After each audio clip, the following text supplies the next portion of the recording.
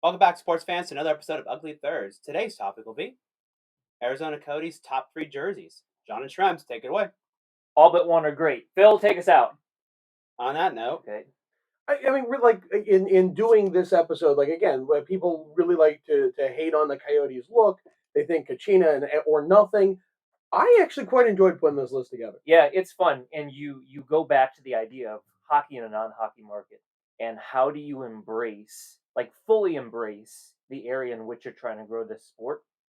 Um, there's already teams in California, so like when San Jose came in, they went with teal, and teal was like their look for the longest time.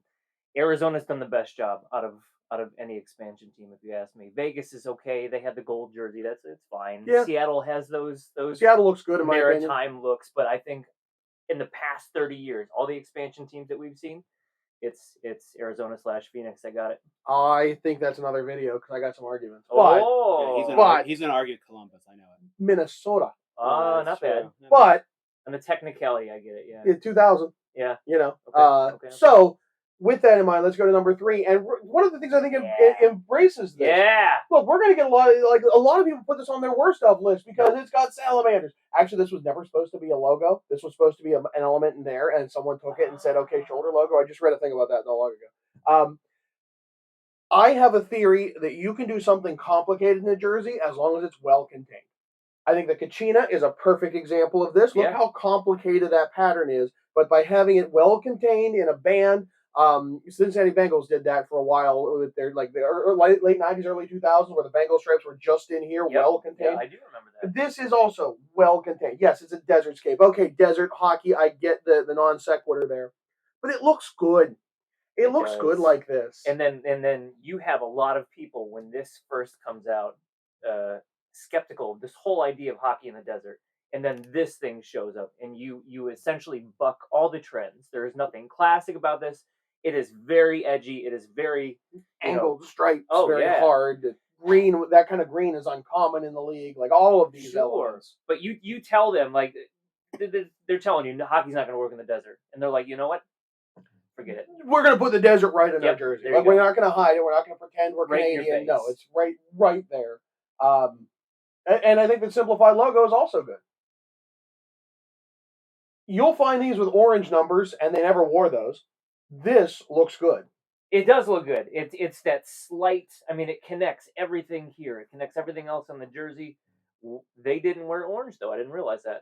Yeah, no, there's no actual orange. They added this as an accent color, and I guess until the current reverse retro, they haven't worn orange as an actual color. Fantastic. Interesting. That's a good thought. I like this as number 3 because you can't bank hard on this one. There's better looks all around, sure. But this is deserving of a top spot just because of what it is. Playful and fun and done right. Hold on, they wore those from 1998 to 2003. All right, we're gonna have you continue to be more assertive, Phil. You're gonna jump in. I made sure I got in there. Throw something next time. Oh, I throw something. You heard him. You heard him. Don't you dare. Number 2. Wow. And yes, these are the actual. I had to research. The laces were that long because it was like the first lace-up color since the early 90s, and the Rangers had it for a couple years, and then back to the 50s. Like they really reintroduced the lace-up as a thing. Yep. Phil, when they wear these? 2003 to 2007. It's such a short period of time. Well, because Reebok stepped in and dropped these hemline stripes. Look, so this was a complete overhaul from this look. They go from this to this. I think it's a way classier, simpler logo. It's more realistic as a Coyote, and it's really the first to embrace a retro look. Everything before 2003 was heading for more futuristic, more aggressive lines, more cartoonish mascots. Phoenix does a hard left on that and says, no, we're going to look like we've been around for a while. And they've established themselves at this point. They were a playoff team for a year, maybe 2. But this is, you take away those hemline stripes in 2007, and it becomes the most plain, boring adventure. You can find long sleeve shirt, like just generic shirts that are the exact Reebok one. That's all it is. But again, hockey jerseys are stripes on the hem and the sleeves, and then you go from there. Todd McFarlane did that when he talked about that in an interview with his Oilers jersey he designed. I think this is gorgeous. I think if this had never existed, everyone would be saying this is one of the best looks in the league. I think nostalgia clouds this. Sure, no, absolutely does. But you have this very simple look, and it's a testament to not dumbing something down, but keeping it simple. Yeah. And then let's talk about the shoulder pad. Isn't that nice? And fantastic touch. They would change it to AZ, when the team changes names. Yeah. I mean, look, it's the Arizona state flag. It's the shape of Arizona. Yeah. It's good. It's a good, and one shoulder, that's unique. Yeah. It's not done often enough. I'll give you that. But it's not number one. Number one. It's not number one. You know what number one is. Yeah. You know what number one. Oh, wearing it. Yeah, and why the white? I think especially now seeing them back on TV, the new Adidas versions. Yeah. These shoulders disappear. Yep. They disappear at a distance. I think you could easily drop. I think with the team should be wearing a simplified Kachina. Drop the shoulders.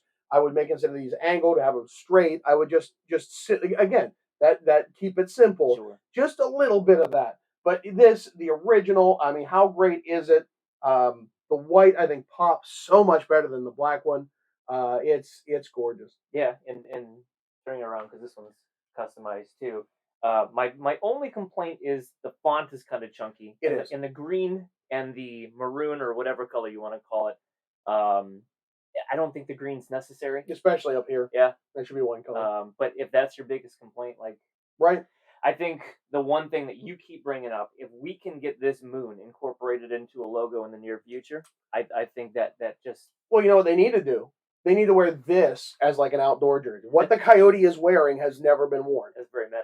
I think it would be the best thing. I mean, look, it'd be interesting. It'd be goofy. It'd be like, oh, you've seen this all your life, but yet you've never seen it. When, not if, but when they get that outdoor game, that's what it has to be. Anything but is a travesty. But that is a franchise right there. You are covering all your bases right there. That's a fantastic look. So that one was worn from 96 to 03. Yeah, that's the first years. Yeah, from the move from Winnipeg all the way. Yeah, and that's a couple decades in the desert right there. Yeah. I think that's a great look, great list. You're not going to beat it, but you can try. So he's Shrems. I'm John. I wouldn't even try. They're gonna fail. Phil, take us out. Don't forget to hit that like and subscribe button, and come back for another episode of Ugly Thirds.